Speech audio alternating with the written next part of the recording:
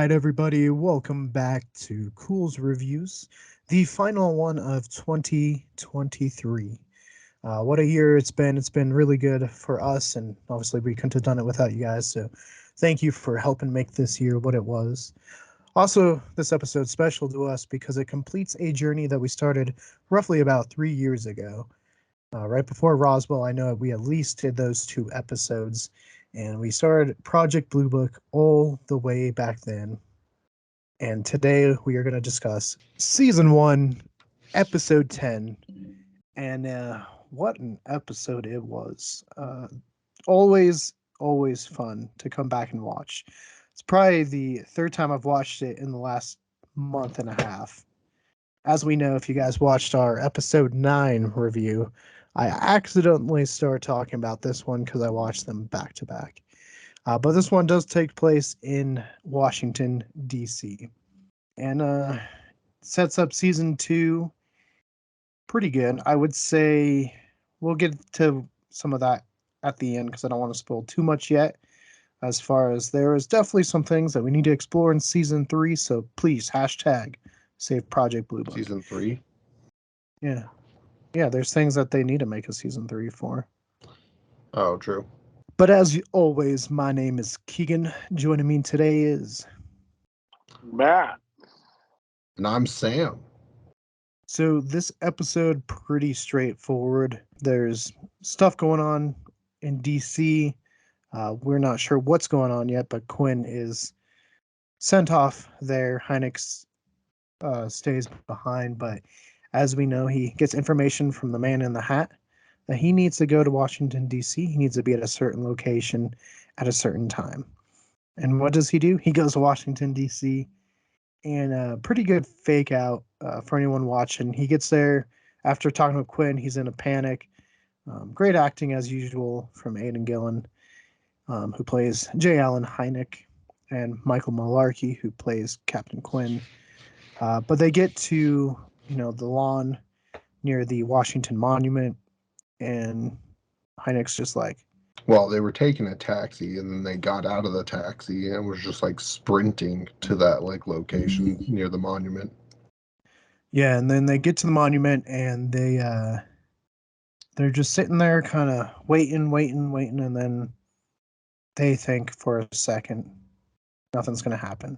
They've been bamboozled, but that is not true because in quite a turn of events, we'll say, Quinn looks around, Hynek looks around. They see people are looking up at something, and that's when the carousel of lights comes around the monument and flies around Washington, D.C. So that's the opening, pretty intense. Definitely going big. Obviously, it's the season finale, and you always want to go big for those and get people wanting a season 2. Sam, before we get into more, anything you want to add into like the brief opening? I mean, from the cliffhanger that they left it on in episode 9, it kind of like picked it up with the suspense because Quinn didn't expect Hynek to just show up. And then he shows up, and then he just dips out of the car and just starts taking off down the street, and he pays the taxi guy and is chasing after him. So it definitely, beginning starts off pretty crazy, and then the event itself was an interesting one too, because like right before the lights appear, you just see a flare flash on like where the sun is, and then like 6 lights come like flying through. Or was it? I think it was 6. Might have been 5. It's 5 lights. That's 5. Yeah. Yeah, that makes sense. But when the 5 lights showed up, they just like pop out and they kind of do a circle like a carousel, but then they fly in like a straight pattern. And there's also like a really big darkness, like there may have been like a larger ship there, but like it like cloaked, and then like the smaller ones came off of there. I don't know. That's something that I'll have to like look into more for our deep dive, and then maybe see something more, because there was that like either cloud cover, but then also darkened around the sun, or did like a little like flash, and then the lights like flew through. I thought it was really cool. and very fascinating. Everybody would panic, as like most people would in that scenario, especially given the times that they were in. But it was interesting that the dudes playing frisbee went back and played frisbee. But that's something for a later discussion. Yeah, no, this is a big UFO event. It's often cited as one of those like kind of major events, along with like Roswell and the Phoenix Lights, as far as like when the UFOs flew over to the White House, right? Obviously, pretty high priority area, high clearance area, high in the media and focus of everybody, you know. So it definitely gets a lot of attention. In the episode, we see Harding and Valentine definitely on edge. Harding's definitely like, it's the Russians. The whole episode. Whole episode. Not even gonna spoil it. At the end, he's like, what are you talking about? It's the Russians. And I don't know if that's just because he's trying to make himself believe, but it's definitely what he's saying throughout. But great acting with them as well.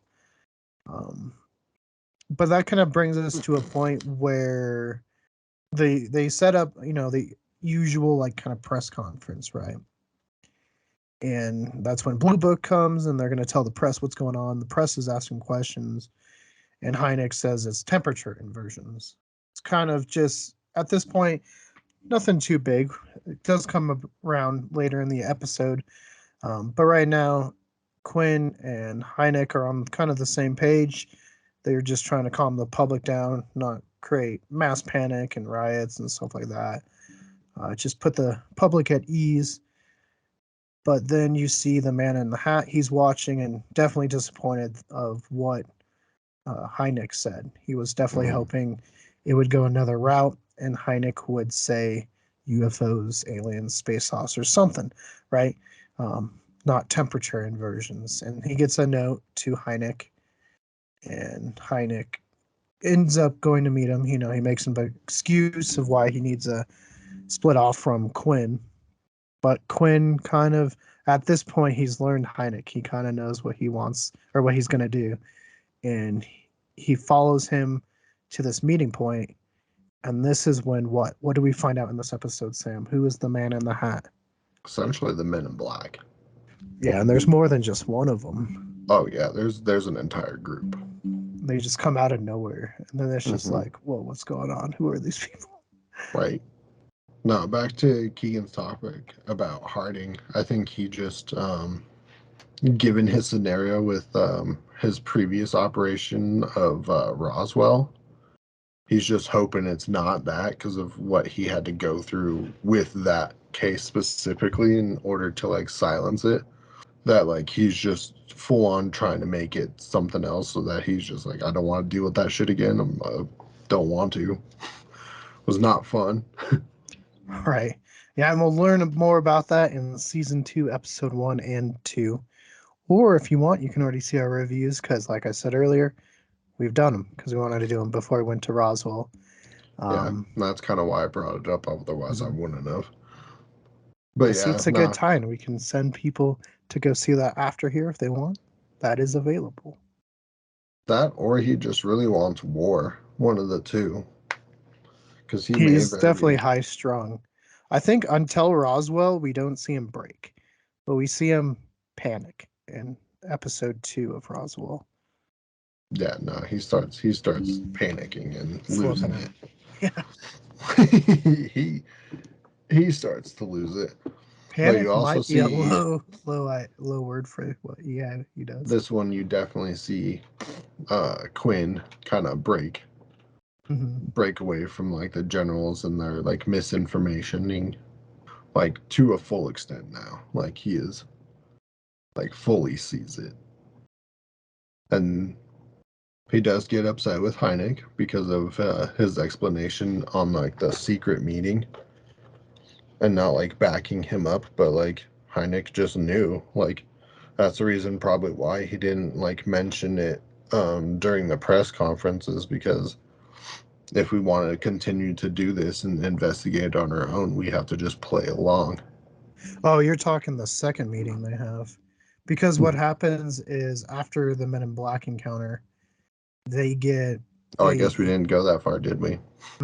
so they get a piece of footage from the Men in Black of a rocket, missile getting launched that explodes, and it's because of a UFO. They show Fairchild, Secretary of State, right, and he's just like, how did you get this, blah blah. And it turns out he doesn't even know that there was this. And I'm not sure if they're bluffing, but they say that they have copy. I don't know if they do. I don't think it showed if they do or not. But they I'm tell him pretty at sure least. they did. Did it? I didn't remember. But they Because I think say, they show it to him later. You know who. well, because they didn't give him the copy yet. But he ends up getting blown up. He goes to a gas station in his car and just gets blown up. He turns it on, poof, gone. And Yeah, it was quite interesting. It's something that was like played out to where you would subtly notice it if you didn't notice it. mhm. But, like you went to go pay and you just see someone like getting up from like his car area or like bend down, getting up from Yeah, like bending down near his they car and like cut running his off. lines or something, yeah. Hmm. And then that way, when he turned it on, it explode. And so while that's happening, you kind of see back and forth between that and Hynek and Quinn, where Hynek is typing up a paper where it says UFOs are real. That's what it says. Hmm. And then Quinn's like, how's this going to change? Blah, blah, blah. And so they go to meet with Fairchild, and that's when they find out he was blown up. The receptionist where they walk into, she's obviously crying. Hmm. She knew Fairchild. And then they go into the office again with Harding and Valentine. And Harding's definitely like, the Russian, it was a hit, blah, blah. And, Hynek has what he does. He questions him. And he's like, well, to be fair, after, Harding's like, we're at war and soldiers follow orders. And he's like, well, to be fair, I didn't know we were at war and I'm not a soldier. And so you can see them butting heads. It gets pretty Pretty close to heated. exploding. Yeah. We'll Well, I say. mean, but it is kind of true. He isn't a soldier. He's a college professor slash like scientist. I mean, he helped out in the military, as he said in like the first episode, but like he helped out in the war, but he was not like necessarily like completely involved. So like he is correct, but like Harding is just like, I just need you to follow orders. Yeah, no, and then at this point we find out those things are back. The UFOs are back. And so Quinn goes to get in a jet because he wants to know what they are. He saw them Yeah, he before. wants to see them. He He was wants to just get up need to close. figure Yeah. it out. And he leaves and we find out that Truman is coming. President Harry Truman. And this gets to a point, and I'll get to acting. Not the biggest fan of this portrayal of Truman. Definitely not as good as a later president we're going to see in season 2. But he comes and he just says, Fairchild was his friend and said that Hynek is the guy with the answers. So, what are those things? And then we go back to Quinn.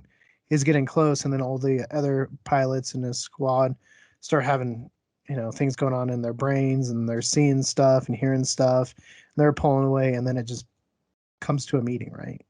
We don't really see what Mhm. happens until season 2, episode 1. We see a little bit more, and we see some PTSD later on with Captain Quinn. But he's telling, the panel what he thinks they were. And this is What he where was Sam, seeing and all that. yeah, this is where Sam was mentioning earlier that, Hynek comes in and again tells about the temperature inversions. And this is where we kind of see a butting heads. But like Sam said, Hynek tells Quinn, this is the only way we can keep studying if we make them think we don't believe. Quinn was definitely upset once they left that office. He was just like, I don't know why you didn't have my back. And he was just like, because if we play along, then we can continue on this and find out more. But if we would have done that, we would have been kicked off of this Kicked group. off, put in a mental hospital.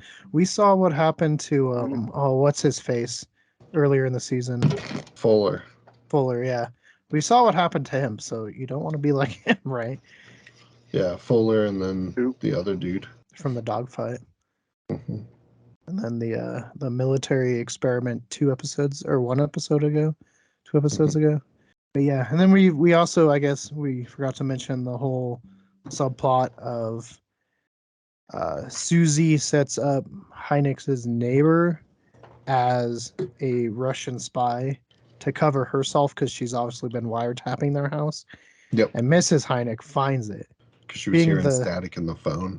Yeah, and being the spy she is, Susie's able to get in the house and put all her recording equipment in that house, and then that problem's gone, right? Kind of ties it up. End of the episode to kind of lead into season 2. We see Hynek talking more about the UFOs, how they're real. We see Quinn at the bar meeting Susie, which leads into their relationship in season 2. And then we see the man in the hat going to Antarctica. He finds an obelisk, and that piece that was shown off earlier in the season kind of turns it on. Starts and to this, activate. yeah, and this is where obviously we don't get a conclusion to that one in season 2. And that's where I'm like, hashtag save Project Blue Book, because we know where season 2 goes, and we know that Antarctica is probably season 3, right? And so we gotta tie it all together. There's loose ends, right?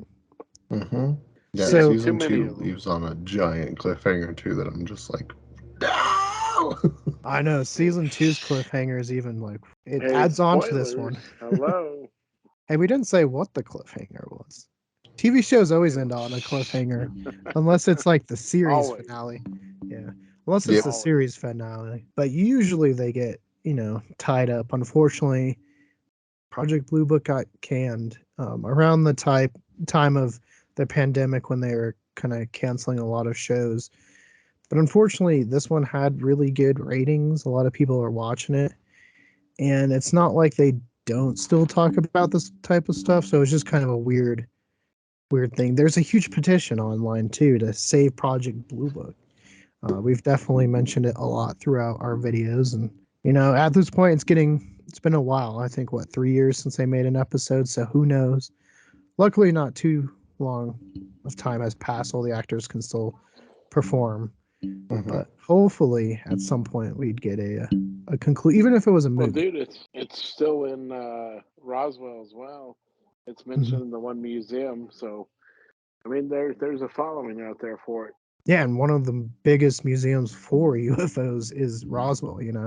Everyone knows Roswell, and so for it to be there, you see Aidan Gillen and Michael Malarkey's characters right up on the wall there, and yeah, it'd be definitely very cool.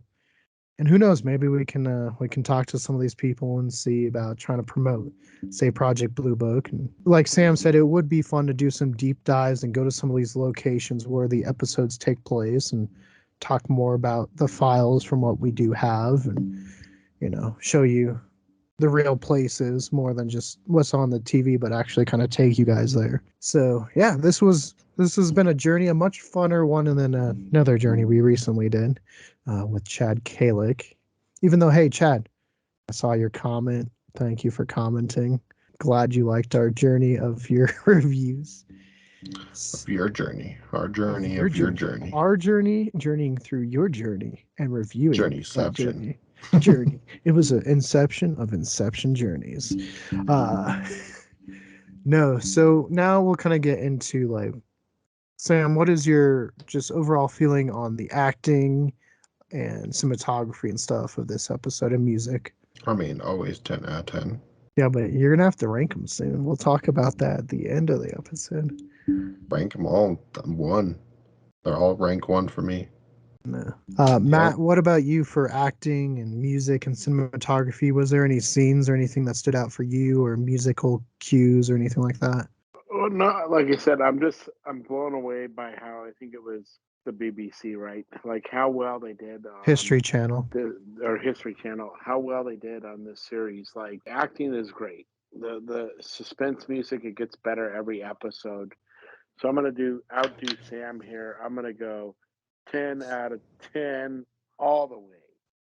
Not just 10 out of 10, but all the way. It just, you think with kind of, and I assume it was a lower budget, that it would be kind of less. It's I less don't than know what what the word Disney is. has, right? It's less than what Right, Disney's given to their movies. right. But what you get out of it is amazing. You know, it really does kind of suck you into the believability that this is real right now type thing. Yeah, there's some great just scenes and replications of devices and vehicles and stuff of the time. I think I threw Matt off with my Doctor Who jacket, made him think about the BBC. Always got to throw me off, man. I gotta wear all the jackets for Chris James. Hey Chris, if you're watching this, just wait. Gonna change all the jackets. Yeah, for me, I would say, as I've been kind of saying throughout the episode, the acting, especially with kind of our four main cast members at this point, Hynek, Quinn, Harding, and Valentine, great acting. Fairchild, great acting. I thought the acting there was good. Susie and Mimi, great acting there. The only one I think kind of stood out was Truman. He just didn't feel very Truman-y to me, I guess. He sort of looked like the character, but at the same time, he didn't. He just seemed kind of wooden. So that was the only time I think I kind of got taken out and was like, oh, I'm kind of watching a movie instead of like feeling like I was enthralled into, like, brought into the time. Was when Truman was on there. But just the cinematography gets really good. Especially for this episode, we're getting bigger and bigger. The planes look really nice when they're flying in the clouds. The music and the musical cues, the lighting when they're meeting the men in black in that kind of darkened parking garage, and then all of a sudden out of the shadows they appear. Just some great, really, really great scenes. And I think as of now, favorite episode season 1, 10 out of 10.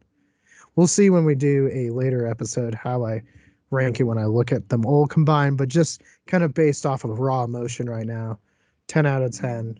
Favorite episode of season 1. Definitely gets you pumped for a season 2 as it's supposed to do. Good season season finales get you hyped for the next season. Oh heck yeah! So luckily we at least have 8 more episodes to watch. We might take a break between those ones and these ones and do a shorter series, something, and then come back to it. But for anyone watching, mark your calendars. January 1st, 2024, first episode of the new year. We're going to do a live tier listing of all 10 episodes and tell you which ones we thought were the best of the best and which ones were the least best of the best. Still good. They're all good. We like the series, especially if you compare it to a lot of the other stuff we've talked about. Much better by a long shot. Like I said, super bummed it's not gone to season 3 yet, especially with all the love you see cast members saying, yeah, I'd come back and do it. So I don't know. What else do you want to talk about with this episode, Sam? I mean, we really haven't given Matt a chance. Is there anything you want to talk about, Matt? Just I don't know, man. It leaves the excitement for season 2, like Keegan was saying. It draws you in. I can't say too much more than that. I kind of agree with Keegan in the sense that I think it was one of the better episodes. So much going on. Like my brain is still kind of like rattled a little bit. Right. We're recording this one the week of Christmas. So very, very busy time for all of us. We've also been going through a lot of other episodes we've been filming and a lot of editing and all that kind of stuff and reviewing of 13 Hours at Adam State, doing all our live streams. So busy time for us all. But as you can tell, even with all that busyness, this one still kind of stood out from all that, which kind of, again, speaks to the quality of the series and the episode. I'll bring up how, like, when Quinn was in the air, like how he was perceiving the lights, because like they were obviously flying as like fast as they can, and then the lights were just zooming past them like either direction, like coming this way, then going back that way, and was just defying like all our capable aircrafts could do at that time. Like it was just really intense, and they would just get close. And when he fired at them, if he even fired at them, because they could have just been he thinks he fired, but he wasn't actually able to fire. Yeah, like because we saw earlier in the episode they were able to get rid of the one missile, so why couldn't they turn off, his guns and firing mechanisms and stuff like that? I mean, they most likely did, but like in his mind in the moment, probably thought he was like engaging in them, but like Yeah, really just like couldn't. that muscle movement. He knew he was doing it, but he didn't realize he wasn't actually doing it. Yeah, no, because there's lots of accounts with like dogfights with like crafts that like they were unable to fire their weapons or missiles, or like their crafts like malfunctioned and like went down just like his did, where like it kind of like stopped and then he started spiraling down. Yeah, and we see that in season 2, episode 1. More of that look of him flying, and then yeah, just kind of spiraling down after coming really close. And it's kind of almost angelic how the shapes look, the spheres, where they're just kind of sitting there and everything looks so beautiful and peaceful, and he's drawn into him, which I thought was an interesting way to depict it, but at the same time, not too far off what people have described. Mm-hmm. Absolutely. Yeah, so good episode. We really like Project Blue Book. We like how, at least I really appreciate they show you the ones that are clearly hoaxes, and then they show you the ones that aren't hoaxes. They do show you that Project Blue Book kind of gave you logical explanations for everything, but at the same time, doesn't mean they bought into what they were saying. Mm-hmm. They were just following. They were just trying to like stay under the radar Not so get that they blown can up. continue. Yeah, they didn't want to get blown up. We'll make sure to show Keegan the truth about the Flywoods because he's still in denial, but It's a burnout. You are not going to sway me on that one. Oh yes. Yeah. But yeah, come back. We are gonna, go over these episodes a lot more. I'm gonna rewatch them all so I can have a good ranking. I'm gonna binge them all. Maybe tomorrow I'll I just mean, watch. we all will be doing that because Yeah. there would be no other way of doing it otherwise. I'm not Yeah. going to be able to do it in one day, but yeah, I'm going to do it too. Well, see, luckily we have like a week, so we can a couple days. So we'll get there. But yeah, That's I exactly definitely. what I have Yeah. before Yeah. No. school's back in session. About a week. No. Mhm. I definitely like to do it that way, just because it helps me assess them compared to each other versus like going off memory, because sometimes your memory is like more positive or more negative, but then when you rewatch it, it can change. And so yeah, no, I'm actually really excited. It's going to be our first tier list episode, and what better to do it than ranking the Project Blue Book, kind of given the final verdict on season 1 and kind of given that bookend before we do eventually dive back into season 2. And what better way to start off the new year? We got lots of cool stuff coming for you guys. We do have an interview coming about a rock and roll historian, Susan Massino. So keep an eye out on that. It was a really fun one, and it'll be Yeah, it was debuting. awesome. Yeah, no, that one was great. It'll be debuting here in January. We got a pretty exciting episode we're about to work on with the Historical Society here in Douglas County. I don't want to give away too much yet, but just stay tuned. Pretty excited for that. Matt has his new episodes he wants to do, and we'll get back into weekly abductions and all that kind of stuff. But it's been a fantastic year. So if this is the last episode you see of us before 2024, just thank you guys for helping us get past a lot of goals and just supporting us and helping show us what you guys want as well, because it gives us more ideas of what to record and look into as well. Yeah, absolutely. Thank you. For sure. Right. Very appreciative of all of it, We've grown so much over this last year. It leaves us very high hopes for how far we can get in 2024 with the support of everyone out there. It's just amazing, Yeah. Well, right before Christmas last year, if you remember, we had just passed 500. Pretty sure it was right around Christmas we passed 500. And that was such a big milestone for us. And now we're over 1,200. And like to have more than doubled in a year is just insane. Like that's fantastic. So thank you guys so much. We definitely are paying attention to what episodes you are watching and trying to do more of those and still give you, the episodes we want to do as well. And I think we're finally learning some good ways to kind of space everything out and not overdo it too much. And no, we're excited and got some good ideas. We speak of Roswell. We'll definitely be going back as always. At this point, it's like it beckons to us every year. Oh yeah, absolutely. Right? You know it, man. And We're gonna pressure be in the heart Keegan of because it he's next year, holding out too. on that 10-hour Allosaurus video. Yeah.